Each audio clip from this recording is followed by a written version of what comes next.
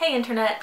December was hard. It started with me having a job on a presidential campaign in Iowa, but I could feel the campaign starting to break down, and with my mom's health worsening among some other family complications, we decided to leave Iowa and move back home to Pennsylvania. We were technically homeless for a few weeks as we stayed with friends and family who had room to take us in. Luckily, with the help of my excellent library system, I was able to read 11 books as I went through this challenging time. First genre, children's literature. I read one book, Dealing with Dragons by Patricia C. Reedy. This was a book I read when I was a kid and absolutely loved it back then.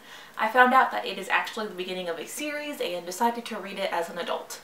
It's about a princess who is bored with being a princess because traditional class and gender roles have stopped her from pursuing her own curiosity, because her parents always stop her from learning anything useful like fencing, cooking, and magic, because they aren't proper things for a princess to learn. When her parents were really intent to marry her off to a prince that she can barely tolerate, she runs away to find the dragons and volunteers to be a dragon's princess, serving the fearsome and wise Kazul. It's a great book about following your ambition, respecting the talents of the people around you, and using your skills to your advantage. I'm giving it 4 stars. Second genre, young adult fiction. I read 3 books. I continued my Harry Potter reread with the 4th book, Harry Potter and the Triwizard Tournament. This is when I considered the series to switch from children's literature to young adult fiction, partially because of the jump in length and partially because of the characters aging and how they handle their problem. It has a lot of great elements in the story, activism as abolitionists, murder, wizard Nazis, international cooperation, a complete lack of journalistic integrity, and the Yule Ball, which became the perfect setting for so much fanfiction.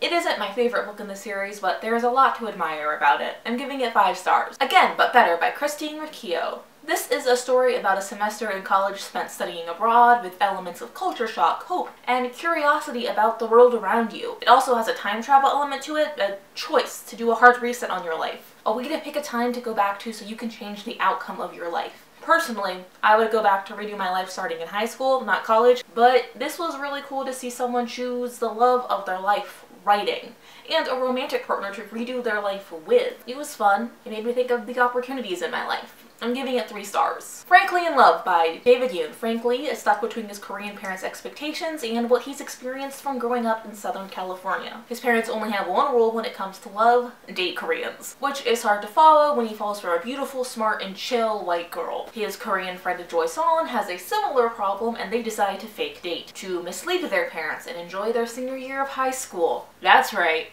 It's a fake dating to true love trope, and it is magnificent. It is sweet, thoughtful, and is a really nice examination of being a second-generation American and the pressure to belong to 2 distinct cultures. It's a nice romance, and I'm giving it 4 stars. Third genre, comics. I read 3 comics. Pumpkinheads by Rainbow Rowell. This is the perfect story for autumn. I read it in December, but due to climate change, December was still a part of autumn last year. It is a cute story about 2 seasonal best friends who are working their last night ever at the pumpkin patch because they'll both be away at college next year. Every year they hang out all the time at work, but then the job ends and they don't really hang out outside of work despite being so close during the season. Josiah wants to spend their last night together mourning the end of their jobs and their friendship. Deja decides to take on an adventure around the pumpkin patch instead so they can go out with a bang. It's a really nice story of friendship, and I've had my fair share of seasonal jobs, and this story really gets the tone right. I'm giving it 4 stars. I'm reviewing these next 2 comics together as they are part of the same series. Ms. Marvel Volume 9, Teenage Wasteland, and Ms. Marvel Volume 10, Time and Again, by G. Willow Wilson, Nico Leone, and Ian Herring. These are the final books of the first run of Ms. Marvel that introduced Kamala Khan. These stories show how ordinary people are willing to step up and do heroic things and fight with courage to make their community safe. It's also Kamala Khan learning how the people in her life have always needed her, and her learning to trust those around her. Her life story is filled with potential, and I can't wait to find out what comes next for this character. I'm giving Teenage Wasteland 5 stars. I'm giving Time and Again 4 stars,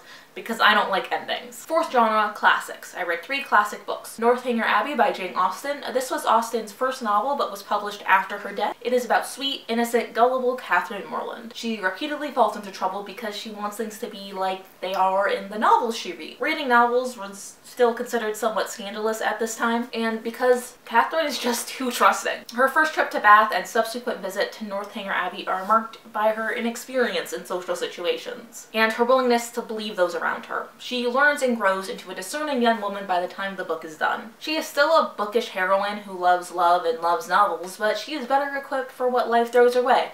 I'm giving it 4 stars. Sense and Sensibility by Jane Austen. This finished my quest to read all of Jane Austen's completed novels. It is a story of sisterhood, specifically the story of the 3 Dashwood sisters. Marianne, who wears her heart on her sleeve and falls in love quickly without reservation. Eleanor, who is sensitive, subtle, and entirely reserved when it comes to matters of the heart. And Margaret, who is 13 and happy to comment on her older sister's romantic troubles as comedic relief, and is just as important even though she doesn't get married at the end of the book. It's a hilarious story of a family learning to balance the search for love and happiness with the necessity of reason and stability. I love the story and love how it showed how building relationships with people with different personalities and respecting what they bring to the table makes everyone stronger. I'm giving it 4 stars. The Fellowship of the Ring by J.R.R. Tolkien. This is the first time I read the classic fantasy series known as The Lord of the Rings. I read this book because of peer pressure. The story of the hobbits leaving their peaceful home in the Shire to destroy an ancient powerful artifact formed by the Fellowship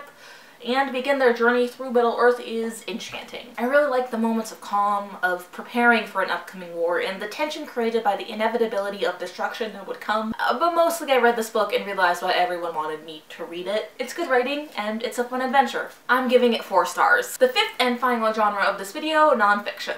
I only read 1 book. We're Going to Need More Wine by Gabrielle Union. She was in the news during this time period a lot, and I wanted to learn more about her. She wrote this memoir with the attitude that she was sitting down and drinking with a friend, sharing her life story. As Gabrielle Union has continued to be in the news recently, I've been really glad that I took the time to get to learn about her and learn from her. I believe she's mostly just trying to be a good person and a good parent in a complicated world, and that's the best any of us can really do. The memoir felt personal and intimate, perhaps because she shared such vulnerable experiences and offered insight into why she cares so deeply about the issues she advocates for. I'm giving it 4 stars. Those were all 11 books I read in December. It wasn't a great month, but things have improved since then. I'm happy to be back home in Pittsburgh even though the circumstances surrounding the move were less than ideal. Plus the books I read were good. If you want to see more from me, please subscribe, watch another video of mine, or support me on Patreon. And hey, I love you.